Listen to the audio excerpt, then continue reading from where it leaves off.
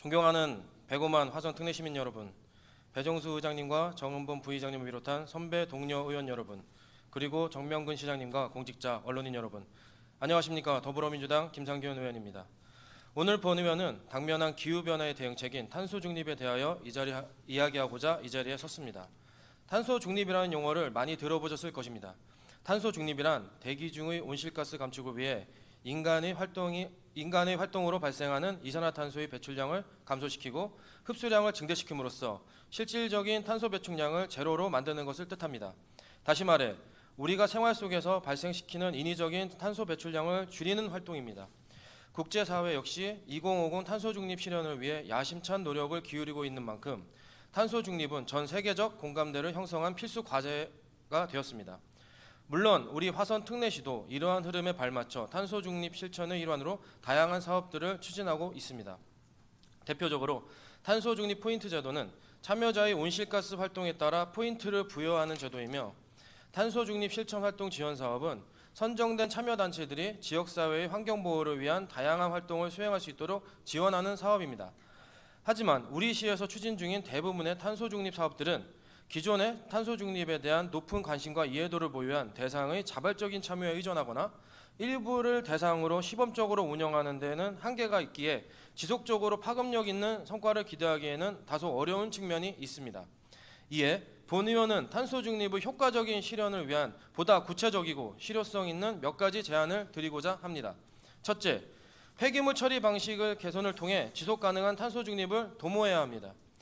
2024년 한 해 기준 우리시 음식물류 폐기물의 수집 운반 대행 비용으로만 연간 100억 원이 넘게 투입되었으며, 서부 지역의 경우 약 37억, 동부 지역은 약 64억 원의 처리 비용이 별도로 발생하였습니다. 뿐만 아니라 다량의 온실가스 배출로 환경을 위협하고 있어 음식물류 폐기물의 효율적인 처리를 위한 방안이 절실한 상황입니다.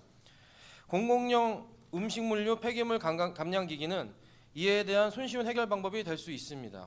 가정에서 발생하는 음식물 쓰레기를 감량기기를 사용해 자체 처리하게 되면 음식물류 폐기물의 운반과 처리에 드는 재반 비용의 절감이 가능하고 혐오시설로 기피되는 폐기물 처리시설 건립 문제를 해결할 수 있는 대안이 될 것입니다. 이처럼 음식물류 폐기물 처리 방식 개선의 필요성이 대두된 만큼 관련 지원 조례를 제정 등 범시민적 탄소 중립의 실천을 위한 신속한 정책 추진이 반드시 필요합니다. 둘째, 건물의 에너지 효율을 향상시킬 수 있는 방안을 고민해야 합니다. 현재 경기도는 신축 아파트를 대상으로 관리비 제로화를 추진 중에 있습니다. 단지 내 태양광 발전을 통해 자체적으로 전기료를 충당하고 버려지는 에너지원의 활용으로 냉난방 비용을 절감하는 계획입니다. 이처럼 건물의 온실가스 배출 비중이 상당히 높기 때문에 에너지 효율을 극대화할 수 있도록 우리도 지자체 차원의 정책 지원을 시급히 고민할 필요가 있습니다. 그런 의미에서 승강기 회생제동 장치는 에너지 효율 개선을 위한 최선의 선택이라고 될 수 있습니다. 공동주택의 승강기 회생제동 장치를 설치할 경우 승강기가 하강할 때 발생되는 전기를 사용 가능한 전기로 재사용함으로써 전력 소비를 줄이고 건물의 에너지 효율을 크게 개선할 수 있게 됩니다. 그러므로 타 지자체의 사례를 바탕으로 보조금 지원 정책이 도입해 해당 장치의 보급을 촉진한다면 공동 전기료 절약은 물론 탄소 배출 저감에도 크게 기여할 수 있을 것입니다. 셋째, 자연 수환을 통한 탄소 중립을 실천해야 합니다. 근본 회기에 본 의원이 발의하게 된 화성시 전기자동차 사용 후 배터리 산업 육성 조례안은 기사용한 친환경 전기자동차 배터리를 회수하고 재사용하여 환경 부담을 줄이기 위해 제정되었습니다.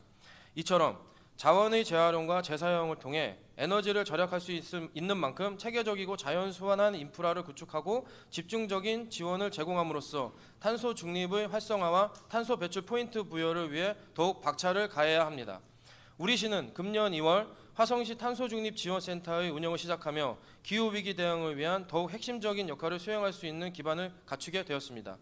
우리 화성시가 2050 탄소중립 목표를 성공적으로 실현하기 위해서는 그저 허울 좋은 슬로건에 기댄 거창하고 형식적인 계획이 아니라 맞춤형 탄소중립 정책을 발굴하는 데 모든 노력을 기울여야 할 것입니다.